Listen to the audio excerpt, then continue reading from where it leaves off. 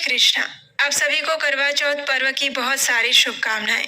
माँ दुर्गा का ये स्वरूप आपके सौभाग्य को अखंड बनाए रखें, हर प्रकार से स्वस्थ समृद्धिमय रखें, ऐसी प्रार्थना हम करते हैं। और इसी प्रार्थना के साथ चलिए आज की करवा चौथ की व्रत कथा का आरंभ करते हैं। आइए आज की करवा चौथ व्रत कथा श्रवण करते हैं।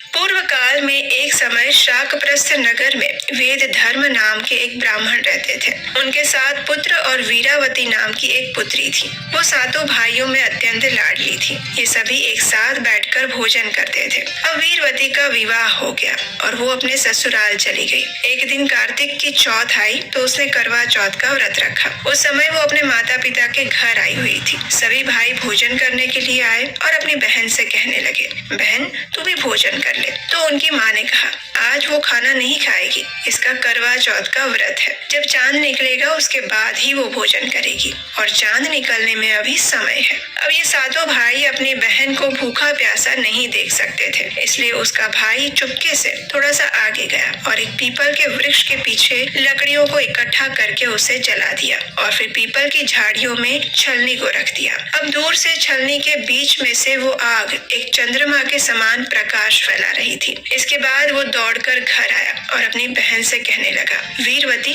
चंद्रमा निकल आया है, उस पीपल वृक्ष के पीछे चांदनी की रोशनी दिखाई देती है। ये सुनकर भाइयों के कहने पर उसने चांद को अर्घ्य दिया और भोजन करने के लिए बैठ गई। उसके बाद उसकी भाभी ने उसे बताया कि चंद्र तो अभी नहीं उगा है, ये तो तुम्हारे भाइयों ने पीपल वृक्ष की शाखाओं में आग लगा दी थी और तुम्हें चंद्रमा का झूठा दर्शन करवाया है। अगले दिन वीरावती जब अपने वापस ससुराल गई तो उसने देखा कि उसका पति घर में मूर्छित अवस्था में पड़ा हुआ था। उसे कोई होश नहीं था। अपने पति की इस हालत को देखकर वीरावती रोने लगी। वीरावती को कल्पांत करते हुए देखकर भगवान गणेश जी को उस पर दया आ गई और भगवान गणेश जी साधु के रूप में वहां आए और वीरावती से कहने लगे, हे पुत्री क्या हुआ, क्यों रो रही हो? वीरवती ने अपने पति को दिखाकर साधु रूप में आए हुए गणेश जी से कहा, महाराज कल मैं अपने माता पिता के घर गई थी। जब मैं वहां से यहाँ आई तो देखा कि मेरे पति मूर्छित अवस्था में पड़े हुए हैं। इतना कहकर वो फिर से रोने लगी।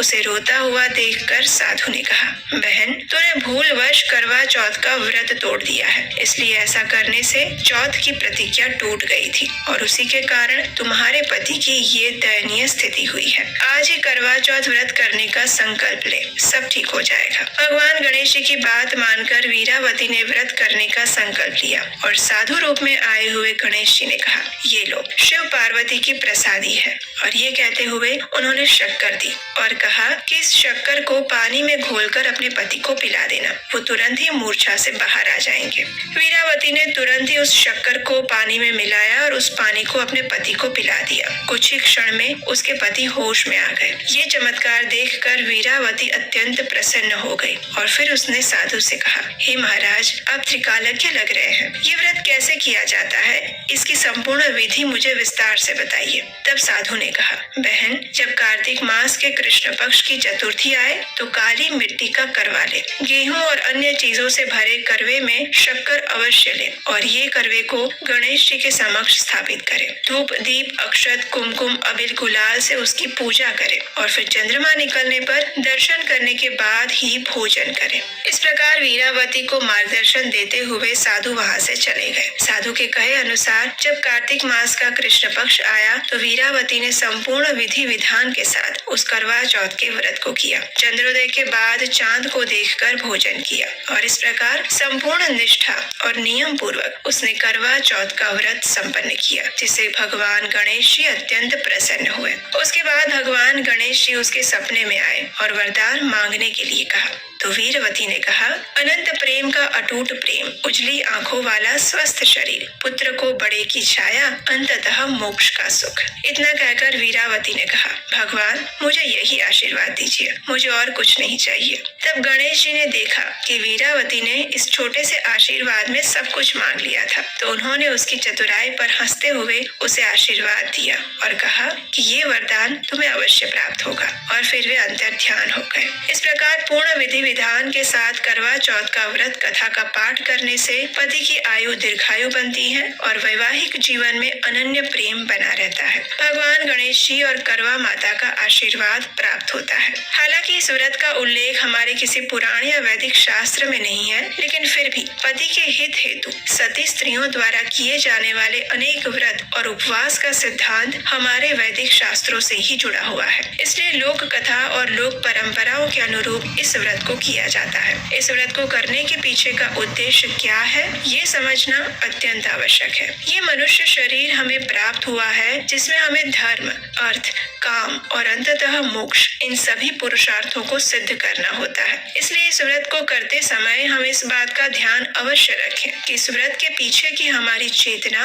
आध्यात्मिक होनी चाहिए। वो सिर्फ एक कर्म कांड या फिर पारिवारिक पूजा या फिर दिखावे के लिए ना रह जाए। इस व्रत को करते समय हमें याद रखना चाहिए कि हमारा वास्तविक कर्तव्य परम भगवान श्री कृष्ण की सेवा करना है। वही हमारा धर्म है और उनके साथ का संबंध ही हमारा एकमात्र वास्तविक संबंध है। गोपी भर्तृपद कमलियो दास दास दासानुदास। इस भौतिक संसार में जब हम आते हैं तो हमारे पूर्व जन्म के कर्मों के अनुसार हमें विभिन्न शरीर और विभिन्न संबंध मिलते हैं, लेकिन हमारी इस अनेकों जन्मों की यात्रा में एकमात्र श्री कृष्ण ही है जो प्रत्येक जन्म में हमारे साथ रहते हैं, हमारे अंदर परमात्मा के रूप में, फिर चाहे हम उन्हें देखें या फिर ना देखें। इसलिए हमारी निष्ठा और भक्ति भी हमारे इन्हीं एकमात्र स्वामी के प्रति होनी चाहिए।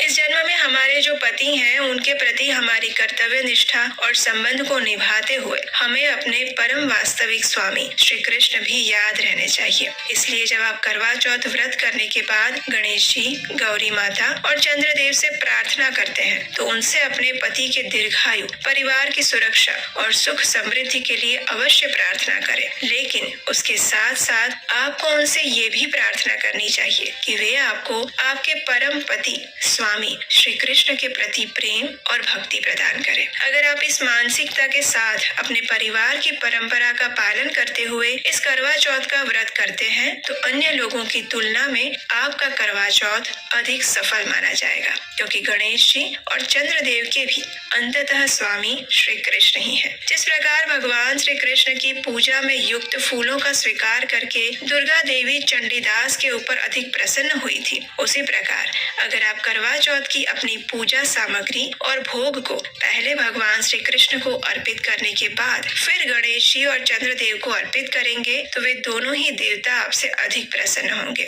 और आपको मन चाहा वरदान देंगे। लेकिन करवा चौथ का व्रत करते समय एक बात को हमेशा ध्यान रखें। ये सच है कि इस दिन एक विवाहित स्त्री अपने संपूर्ण श्रृंगार के साथ इस व्रत का पालन करती है, लेकिन याद रहे ये श्रृंगार करने में आप इतने व्यस्त ना हो जाए कि इस करवा चौथ के व्रत की वास्तविक चेतना और उसके उद्देश्य को ही भूल जाए। ये व्रत सिर्फ अच्छे से तैयार होकर सोशल मीडिया पर फोटोज डालने और दिखावा करने का एक साधन बनकर ना रह जाए, इस बात का जरूर ध्यान रखिएगा। तो हमें आशा है कि हमारे द्वारा सुनाई गई कथा आपको अच्छी लगी होगी।